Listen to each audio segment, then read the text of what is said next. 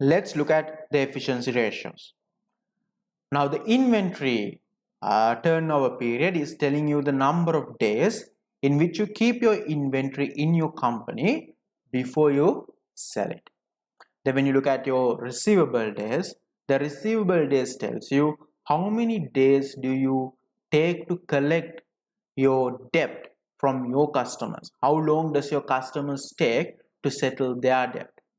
Then your trade payable days says how many days do you take to pay back your trade payables or your creditors, right? The cash cycle, we'll look at it in a moment.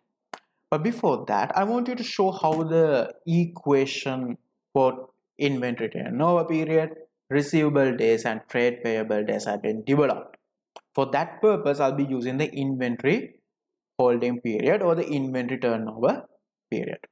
Now, when you look at your inventory, let's say the cost of sales, right, for the period is somewhere around 250,000, right? The cost of sales is around 250,000, right? And on average,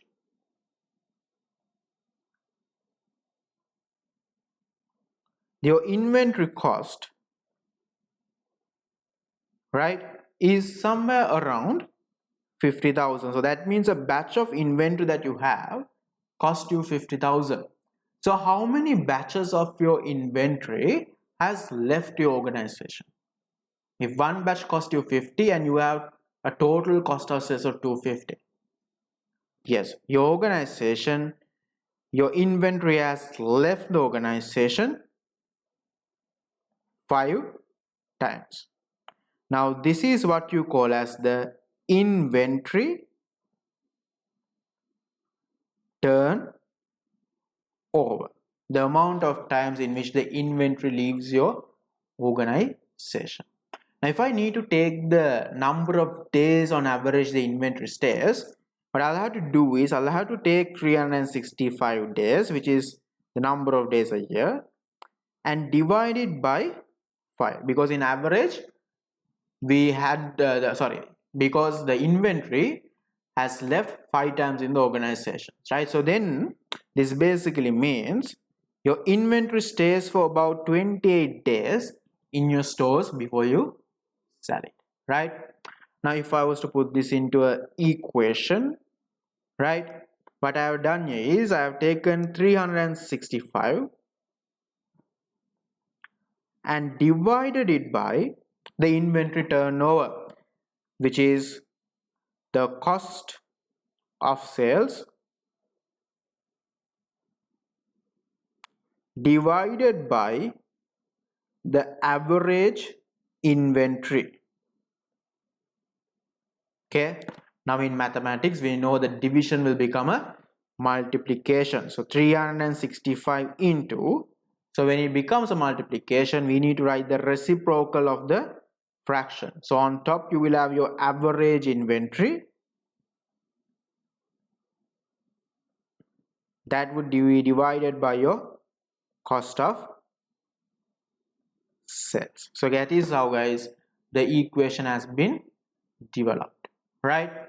So in your table you see that it is called as inventory divided by cost of sales. We are not going by the term average.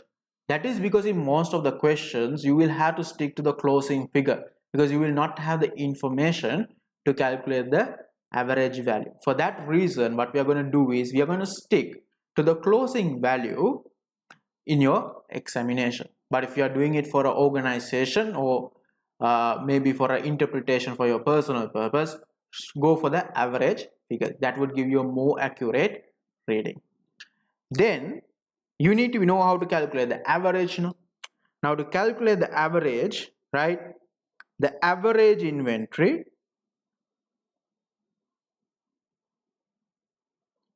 will equal to the opening stock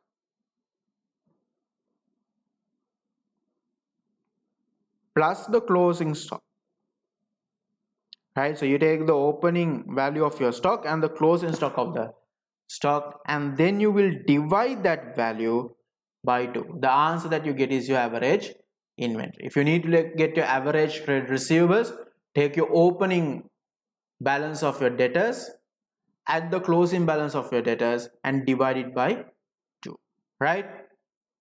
So these are what we look at in terms of our payable days.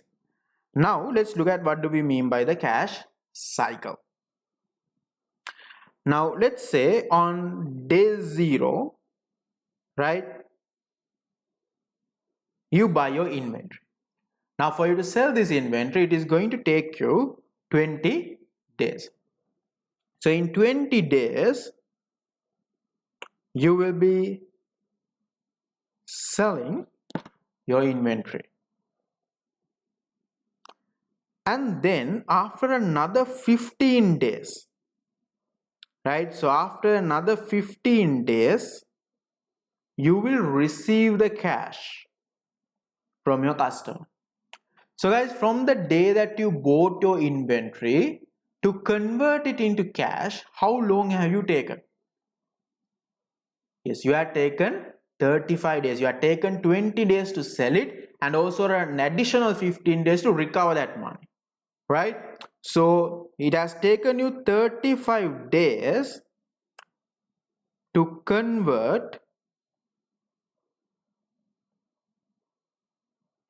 into cash. It has taken you 35 days to convert into cash, right? But you had to pay in 30 days, you had to pay your creditors, right? So from the day that you bought your inventory, you can hold on to your money for 30 days, but after 30 days you have to pay for it, right? So that means after you pay your money, it is going to take another extra 5 days for you to recover it, because it takes you 35 days to recover the money, whereas you need to pay that money in 30 days. So there is a gap of 5 days, right? So this is what you call as your working capital days and also your cash cycle, right? So your cash cycle is 5 days, your working capital days is 5 days. So you need to be able to run your organization, you need to find sources to run your organization for 5 days, because it takes you an additional 5 days for you to get the cash, right? Yeah. So these are the efficiency ratios that you need to be learning.